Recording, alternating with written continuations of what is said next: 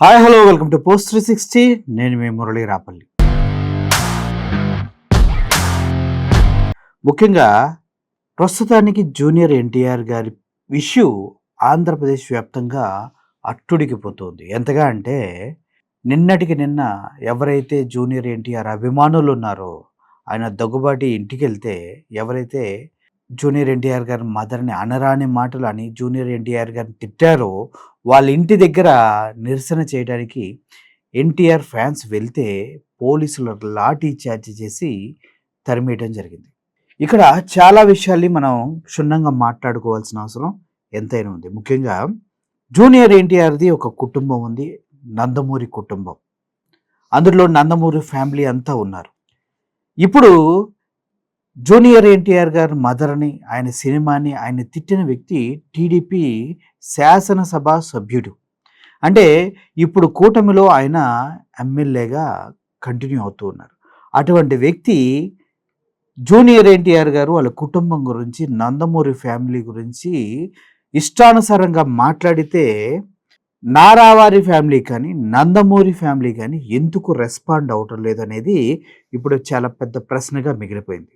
గతంలో నారా భువనేశ్వరి గారిని ఏదో మాట అన్నారనేసి, అనుచితంగా మాట్లాడారనేసి లోకేష్ అనే వ్యక్తి కొడుకుగా తన రెడ్ బుక్ని ప్రస్థానాన్ని స్టార్ట్ చేయటం జరిగింది. ఆ రెడ్ బుక్ ప్రస్థానంలో ఎవరైతే వాళ్ళ అమ్మని దూషించారో, వాళ్ళ అమ్మ గురించి తప్పుగా మాట్లాడారో వారిపైన యుద్ధమే ప్రకటించారు. చంద్రబాబు నాయుడు గారు అయితే మీడియా ముందుకు వచ్చేసి ఎప్పుడూ లేని రీతిలో ఎక్కి ఎక్కి ఏడ్చి మనం చూసాం విషయాలన్నీ. ఎక్కి ఎక్కి ఏడ్చి ఆయన ప్రజల దగ్గర నుంచి మద్దతు పొందిన సిట్యువేషన్ కూడా మనం చూసాం. ఆ తర్వాత నందమూరి ఫ్యామిలీస్, అదేవిధంగా నారావారి ఫ్యామిలీ అంతా ఒక తాటి మీదకి వచ్చి ఒక రూమ్లో నుంచి ఒక వీడియో చేసి నారా భువనేశ్వరి గారి గురించి మాట్లాడిన మాటలు తప్పు అంటూ ఖండించడం జరిగింది. అయితే ఇప్పుడు సిచ్యువేషన్కి అప్పుడు సిచ్యువేషన్కి తేడా ఏంటనేది చాలామంది రాజకీయ విశ్లేషకులకు, అదేవిధంగా ఎన్టీఆర్ అభిమానులకు అర్థం కావట్లేదు. దీని వెనక ఎవరున్నారనే విషయాన్ని పదే పదే ప్రస్తావిస్తే చెబుతున్న మాటలు ఏంటంటే, జూనియర్ ఎన్టీఆర్ గారి పైన ఇటువంటి దుష్ప్రచారం చేయిస్తుంది నారా లోకేష్ గారు అంటూ కొంతమంది మాట్లాడుతూ ఉన్నారు.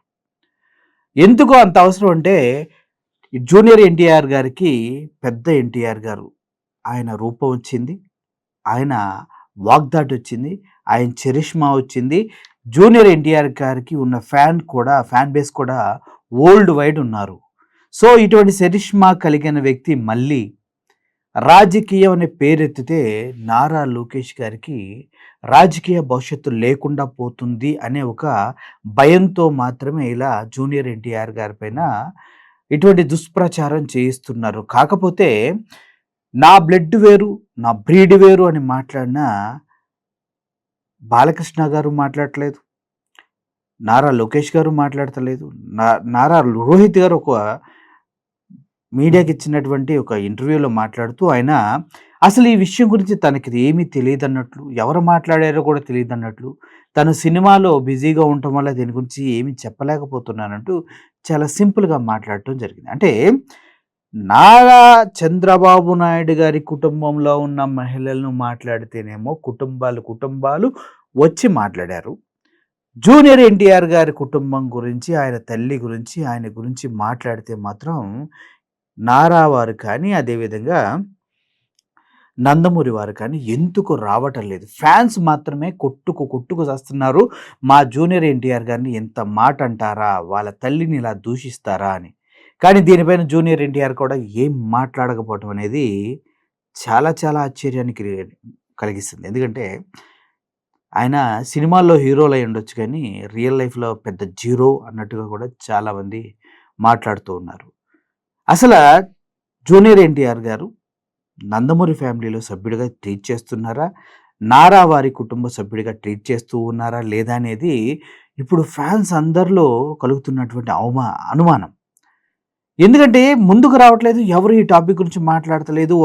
ఎవరైతే దగ్గుబాటి ప్రసాద్ గారు ఉన్నారో ఆయన అయితే అసలు అట్లీస్ట్ సారీ కూడా చెప్పట్లేదు, స్ట్రాంగ్గా స్టాండ్ అయి ఉన్నారు దానిపైన. చాలామంది ముసుగు సాటున ఏదో జరిగింది, చంద్రబాబు నాయుడు గారు పిలిచి ఆయనకి వార్నింగ్ ఇచ్చారని చెప్తూ ఉన్నారు. వార్నింగ్ ఇస్తే అది ప్రజలకి తెలియాలి కదా!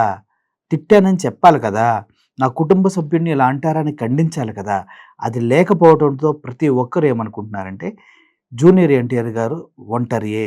వాళ్ళ మదర్ ఎవరైతే ఉన్నారో తను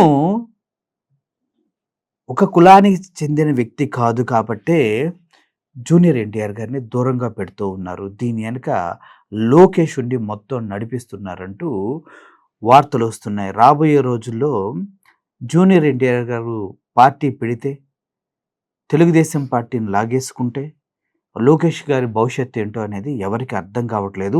అందుకోసమే ఇటువంటి దారుణమైనటువంటి ట్రోల్సు, బూతులు తిట్టిస్తూ ఉన్నారు అంటూ వార్తలు బయటకొస్తున్నాయి. ఇందులో వాస్తవం ఎంత, అవాస్తవం ఎంత అనేది త్వరలోనే మనందరికీ తెలుస్తుంది.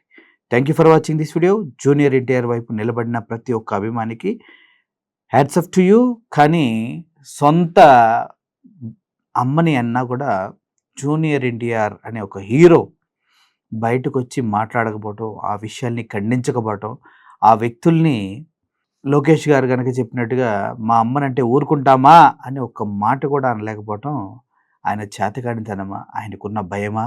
లేదంటే ఆయన భవిష్యత్తు గురించి ఆయన దిగులు పడుతూ ఉన్నారా? ఏమన్నంటే భవిష్యత్తు ఉండదేమోనని. Thank you for watching this video. మీ విలువైన కామెంట్స్ ఈ వీడియో కింద పెట్టండి. Only signing off. Thank you so much.